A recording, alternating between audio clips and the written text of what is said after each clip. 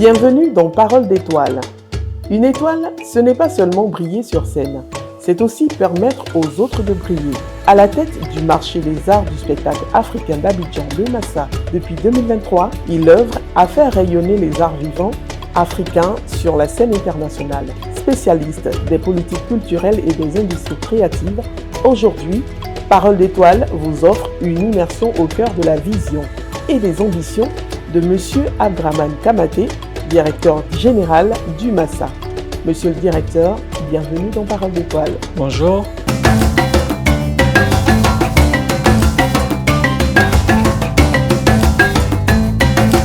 Qu'est-ce qui vous a donné envie de travailler dans le domaine de la culture? Question difficile parce que je n'arrive pas moi-même à y répondre. Je crois que c'est simplement une envie de jeunesse qui m'a toujours animé, me rendre disponible pour le plus grand nombre, et je considère que le secteur culturel me donne cette opportunité. Quel regard portiez-vous sur le Massa avant d'en prendre la direction? J'ai toujours été admiratif du Massa. J'y ai participé en tant que public, j'y ai participé en tant que partenaire quand j'étais le directeur de l'Institut français de Côte d'Ivoire, où j'accueillais aussi le Massa. Et j'y ai aussi participé comme membre du comité d'organisation.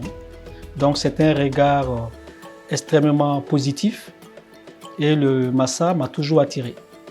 Une trajectoire toute tracée. Alors, si vous deviez présenter le Massa simplement, que diriez-vous? Une opportunité unique pour la Côte d'Ivoire et pour l'Afrique. Qu'est-ce qui rend le Massa unique alors, parmi les grands festivals culturels en Afrique? Le Massa, c'est une volonté politique extrêmement forte. Donc l'engagement d'un État comme celui de la Côte d'Ivoire pour un événement culturel de cette envergure le rend absolument unique.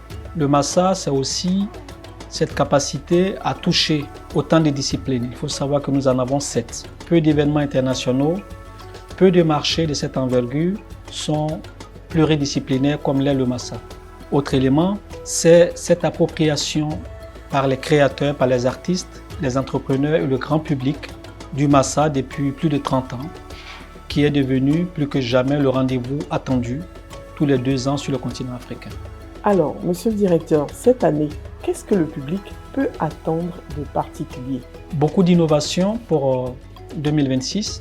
Notre premier engagement a été de faire en sorte que les succès de 2024 soient consolidés et essayer d'aller, pas simplement essayer, aller clairement au-delà donc de ces succès pour offrir donc au public, mais pas que, aux professionnels ou aux artistes, une autre expérience beaucoup plus enrichissante.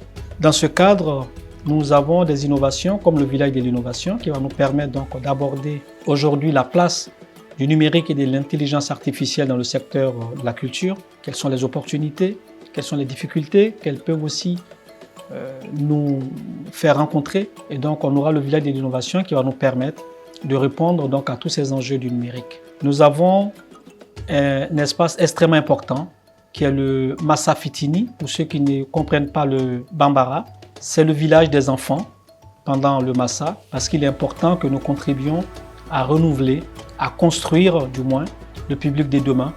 Et donc nous allons faire en sorte que les familles, que les enfants puissent se déplacer en toute sécurité pendant le Massa pour découvrir des créations, mais aussi pour découvrir notre patrimoine, parce qu'il est important que nos enfants sachent quels sont les jeux qui ont bercé l'enfance de leurs parents, quelles sont aujourd'hui nos valeurs qui ne doivent absolument pas disparaître, et le Massa contribuera donc à mettre en lumière tout ce patrimoine.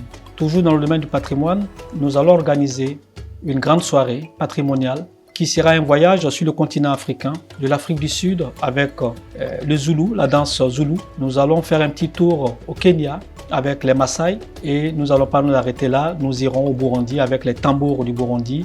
Et bien évidemment, l'Afrique, c'est aussi le Maghreb. Nous irons au Maroc avec la musique Nawa et nous reviendrons en Côte d'Ivoire avec le Zaouli et le Boloy pour montrer toute cette richesse patrimoniale du continent africain qui mérite d'être encore soutenu un peu plus pour que le monde entier sache que le patrimoine africain est valorisé, est conservé, est aussi transmis aux nouvelles générations. Donc voilà l'ambition de cette soirée patrimoniale.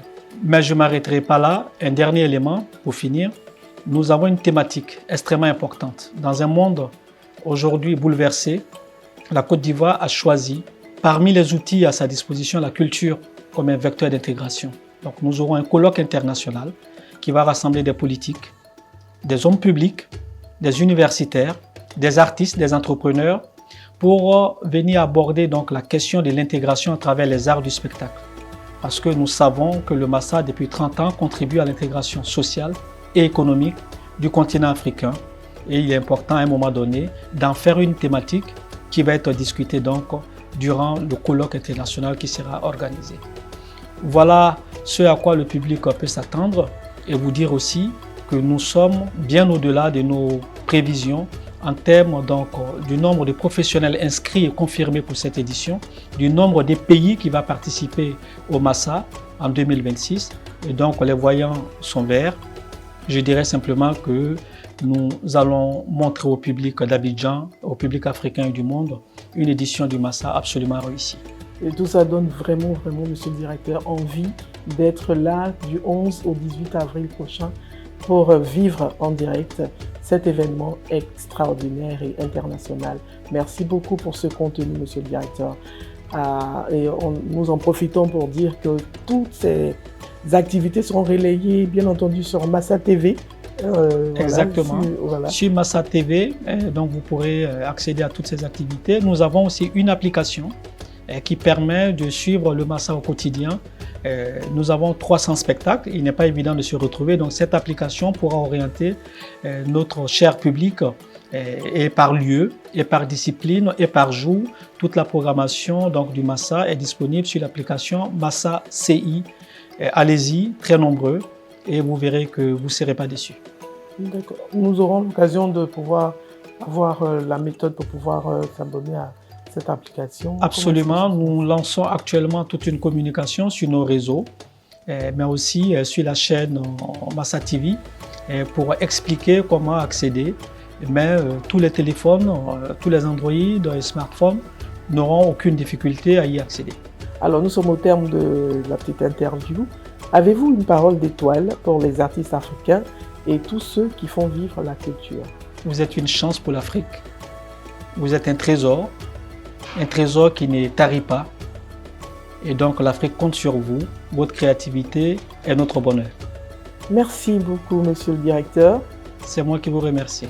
Merci à tous d'avoir suivi Parole d'étoile. On se dit à très bientôt.